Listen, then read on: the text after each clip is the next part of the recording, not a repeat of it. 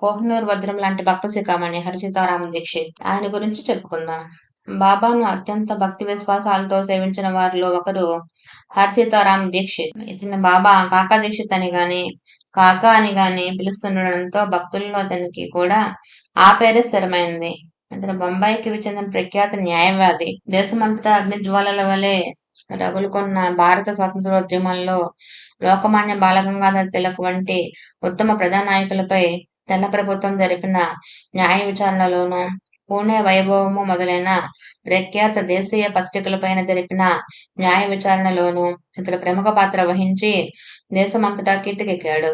రాజకీయ, సాంఘిక, పురపాలక వ్యవహారాలలో ఇతడు ముఖ్య పాత్ర వహించి నాటి జాతీయ కాంగ్రెస్ పార్టీలో పనిచేసి 1904లో ఆ పార్టీ కార్యకర్త అయ్యాడు. బొంబాయి నగరపాలక సంస్థ కార్పొరేషన్లో కౌన్సిలర్ గా కూడా పనిచేశాడు. ఇతడు ఒక వంక